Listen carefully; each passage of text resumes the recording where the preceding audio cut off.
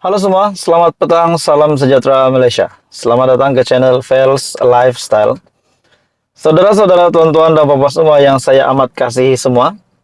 Setelah kita digemparkan dengan pergaduhan di antara Tun Dr. Mahathir dan juga Datuk Seri Anwar Ibrahim berkenaan dengan pengisytiharan harta.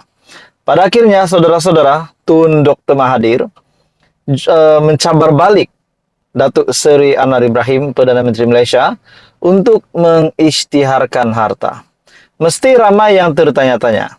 Perdana Menteri sudah berjanji kepada seluruh rakyat Malaysia tidak akan mengambil gaji, tapi dapat maintain wonderful life. Menurut satu artikel ini yang saya akan sampaikan, ataupun satu ulasan yang panas. Akhirnya, Parti Bersatu berpendapat Datuk Seri Anwar Ibrahim perlu isytihar hartanya. Nah, di dalam sebuah artikel yang panas ini, isytihar harta, Anwar perlu sahut cabaran Tun Mahathir. Menurut Anda, tuan-tuan dan bapak semua yang mendengar, yang menonton video ini, adakah patut Datuk Seri Anwar Ibrahim isytihar harta beliau lagi? Seperti yang kita tahu, sebelum PRU15, semua sudah pun mengisytiharkan harta. Jadi sebelum pada waktu itu juga Datuk Seri Anwar Ibrahim juga ada mengisytiharkan harta beliau dan sekali lagi dituntut oleh Tun Dr. Mahathir. Jadi Parti Pribumi Bersatu Malaysia mencabar Perdana Menteri untuk Datuk Seri Anwar Ibrahim untuk menyahut saranan pengerusi Gerakan Tanah Air GTA Tun Dr. Mahathir untuk mengisytihar kesemua hartanya.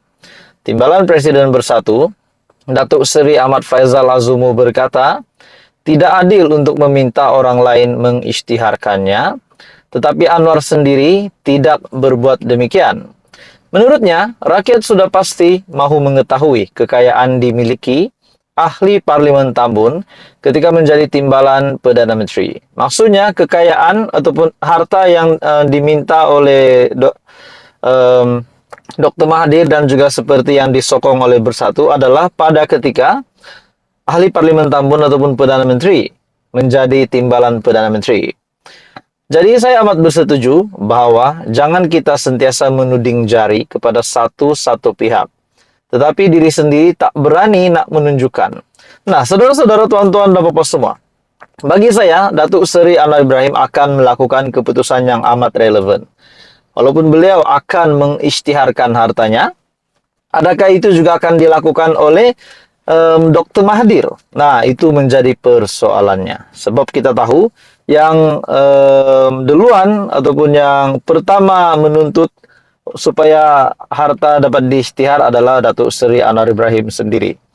Nah, di dalam artikel ini, hari ini tak ambil gaji dan sebagainya, tapi still maintain wonderful life. Jadi saya fikir memang patutlah. Rakyat juga nak tahu dari mana datang duit, siapa sponsor penaja helikopter, siapa penaja billboard gergasi, dan sebagainya. Semua nak tahu. Beliau berkata demikian ketika ditemui pada majlis rumah terbuka Aidilfitri Bersatu, Negeri Perak Anjuran Bersama Parlimen, Kuala Kangsar di Dewan Jubli Perak pada Selasa. Nah, saudara-saudara, sebelumnya juga Bersatu yang telah membuat pengakuan daripada Ketua Penerangan Bersatu sendiri bahwa 126 angka itu ataupun 126 kononnya ahli parlimen yang mencukupkan majority untuk membentuk kerajaan yang kononnya 126 angka ini telah diperolehi oleh pembangkang. Akhirnya Ketua Penerangan Bersatu membuat pengakuan bahwa angka itu hanyalah auta. Dan hari ini pula Bersatu pula menuntut supaya Datuk Seri Anwar Ibrahim, Perdana Menteri Malaysia, untuk menyahut cabaran. Jadi saudara-saudara, apakah yang patut Datuk Seri Anwar Ibrahim lakukan? Relevan atau tidak Datuk Seri Anwar Ibrahim untuk mengisytiharkan hartanya terlebih dahulu sebelum Tun Dr. Mahathir. Jadi perkara ini semakin panas hari demi hari. Jadi saudara-saudara, teruskan bersama di dalam channel ini untuk info yang lanjut. Jangan lupa tekan butang like, share, dan subscribe. Hai semua, salam sejahtera Malaysia, selamat petang. Kembali lagi di dalam channel ini dengan satu lagi isu panas, Ini berkaitan dengan menteri di dalam Kabinet Kerajaan Perpaduan. Bagi saya ini satu peletakan jawatan ataupun pemecatan jawatan yang paling menggemparkan seluruh parlimen di dalam seluruh parlimen 222 ahli parlimen dan sudah pasti menggegar seluruh menteri di dalam Kabinet Kerajaan Perpaduan, di mana akhirnya ini berkaitan dengan rasuah. Nah, saudara-saudara, seperti yang kita sedia maklum, setelah Datuk Seri Anwar Ibrahim menjadi Perdana Menteri, kita semakin giat, semakin kerap kali mendengar kes rasuah lah, skandal lah, pengubahan uang haram lah, dan banyak lagi. Dan kita dapat lihat SPRM semakin agresif. Hari ini pula berkaitan dengan skandal rasuah lagi.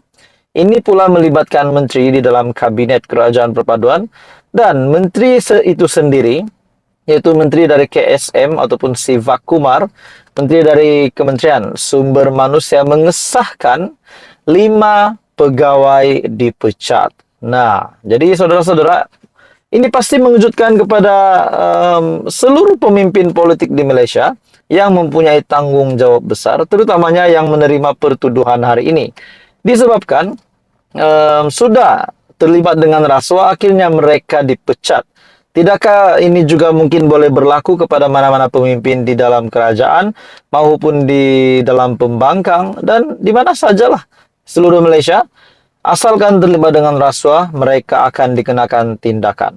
Nah, di dalam sebuah artikel yang panas ini, Menteri Sumber Manusia V. Siva Kumar hari ini mengesahkan bahwa 5 pegawainya yang disiasat Suruhanjaya Pencegahan Rasuah Malaysia sudah ditamatkan kontrak. Menurut Siva Kumar, pemecatan 5 pegawainya yang terpalit dalam skandal rasuah membabitkan pengambilan pekerja asing itu dilakukan bagi memastikan kementerian dapat berfungsi dengan lancar. Bagaimanapun, ahli Parlimen Batu Gajah daripada DAP itu enggan mengulas ketika ditanya pihak yang bertanggung jawab mengeluarkan arahan supaya kelima-lima pegawainya dipecat.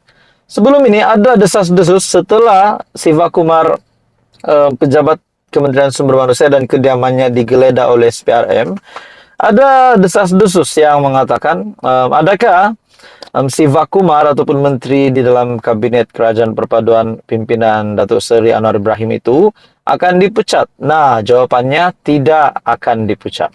Bahkan beliau juga mengesahkan pemecatan kepada 5 pegawai tersebut. Bagaimanapun, ahli Parlimen Batu Gajah itu, yaitu Siva Kumar, enggan mengulas ketika ditanya yang bertanggung jawab mengeluarkan arahan.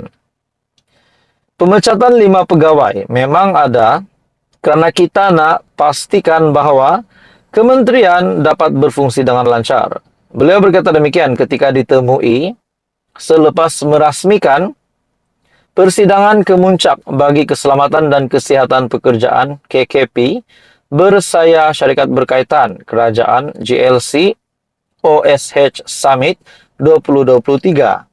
Ditanya mengapa penamatan kontrak 5 pegawai itu dilakukan ketika siasatan SPRM masih berjalan dan mereka masih belum didapati bersalah, Siva Kumar hanya mengunci mulut. Maksudnya, kelima-lima pegawai itu yang belum pun dapat disahkan bersalah menurut artikel ini, tapi Siva Kumar sudah mengesahkan pemecatan mereka. Bila ditanya pula, Siva Kumar hanya mengunci mulut.